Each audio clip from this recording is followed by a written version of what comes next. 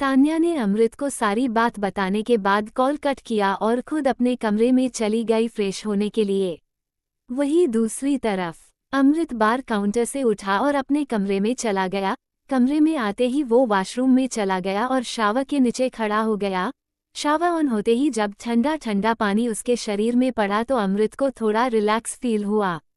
उसने अभी जो कुछ भी डॉक्टर तान्या से सुना वो सब सुनने के बाद उसका पारा हाई हो चुका था, इसलिए वो अब खुद को ठंडा कर रहा था। लगभग 2 घंटे के बाद अमृत वॉशरूम से बाहर आया और उसने इस वक्त अपनी कमर में टॉवल लपेट रखा था।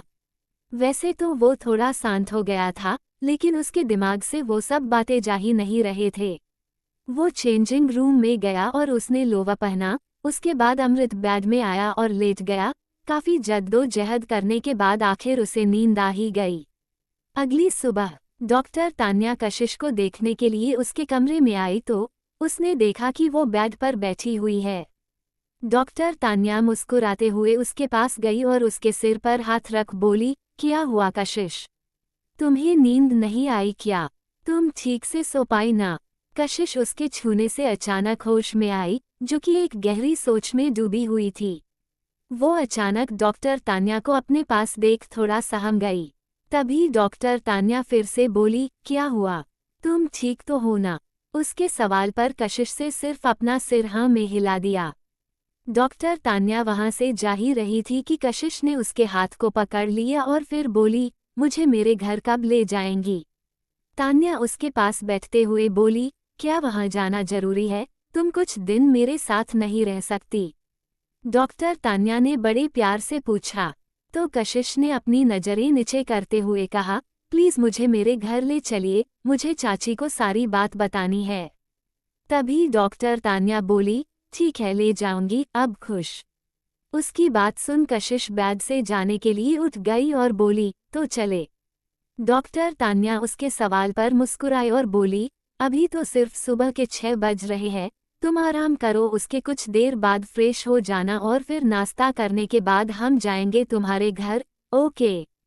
डॉक्टर तान्या ने देखा कि उसकी बात सुनकर भी कशिश शांत नहीं हुई। उसके चेहरे की परेशानी अभी भी देखी जा सकती थी।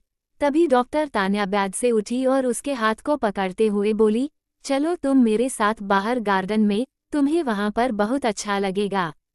इतना कहकर तान्या ने कशिश को कंधों से पकड़ा और बाहर गार्डन एरिया में लेके आई। वहीं बाहर बहुत ही ठंडी हवा चल रही थी। सुबह का वक्त था तो चिड़ियों की चहचहाहट पूरे आसमान में बिखरी हुई थी। डॉक्टर तान्या ने उसे झूले में लाकर बैठा दिया और खुद वहां पर मैट बिछाकर योगा करने लगी। कशिश झूले में बैठी सारे फूल पौधों को देख रही थी, लेकिन तभी उसकी नज़र एक मुरझाए से फूल पर गई। वो तुरंत झूले से उठी और उस मुरझाए फूल की तरफ बढ़ गई। उसने उस फूल को अपने हाथों से तोड़ दिया। वो एक गुलाब का पौधा था।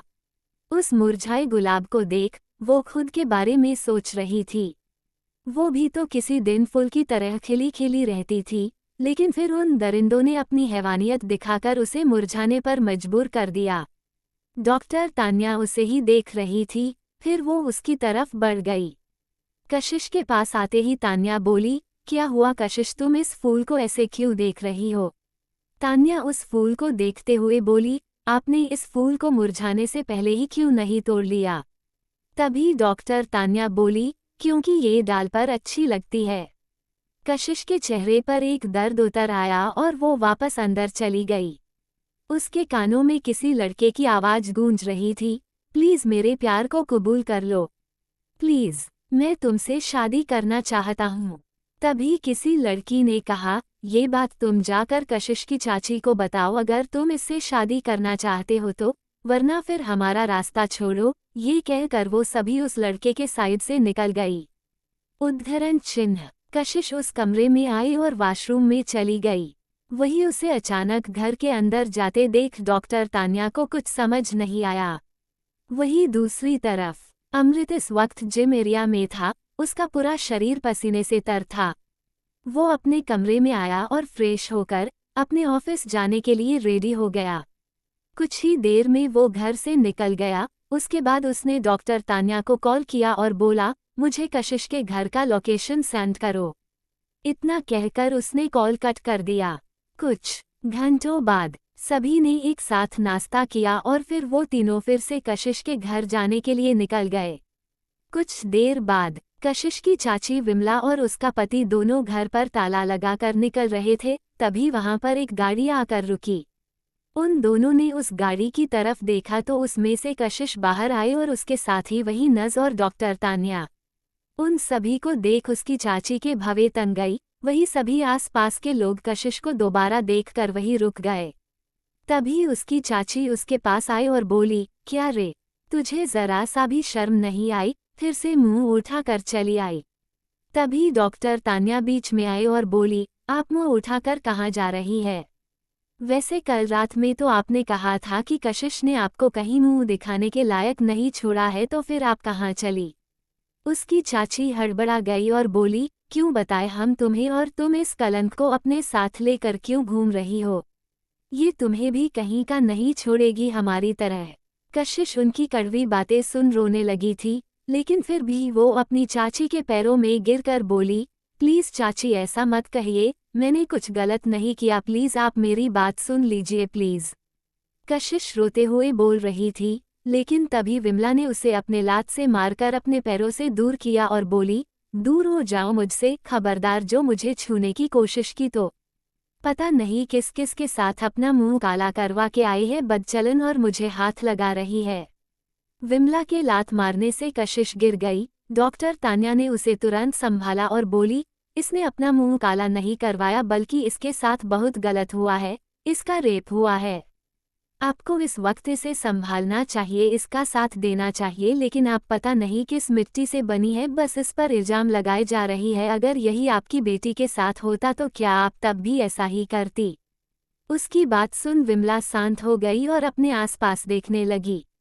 अब बहुत ज्यादा भीड़ हो गई थी। तभी विमला बोली, हाँ मैं तब भी यही करती, लेकिन मुझे पता है मेरी बेटी ऐसा कुछ नहीं करेगी, क्योंकि वो इसके जैसे बदचलन नहीं है। और हाँ, 10 लड़कों के साथ घूमेगी तो रेप तो होगा ही ना।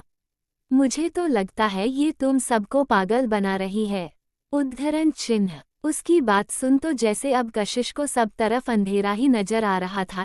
जो लड़की लड़कों से बात तक नहीं करती, उसके बारे में कहा जा रहा है कि वो 10 लड़कों के साथ घूमती है। तो वही डॉक्टर तान्या भी उसकी ऐसी बात सुन पूरी तरह हैरान थी कि आखिर कोई इतना कैसे गिर सकता है। लेकिन अभी डॉक्टर तान्या ने विमला को गिरते हुए देखा ही कहाँ था।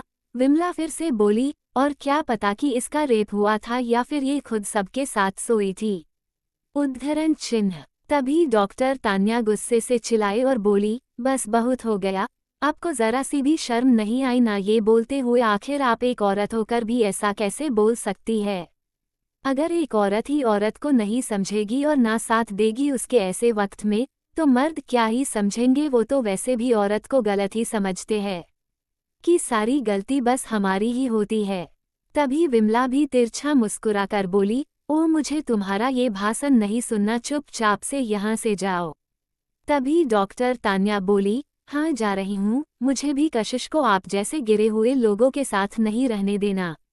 इतना कहकर तान्या कशिश के पास आई जिसे नज ने संभाला हुआ था। लेकिन तभी कशिश दोबारा विमला के पास आई और बोली, चाची प्लीज मेरे साथ ऐसा मत कीजिए, मैं कहाँ जाऊंगी?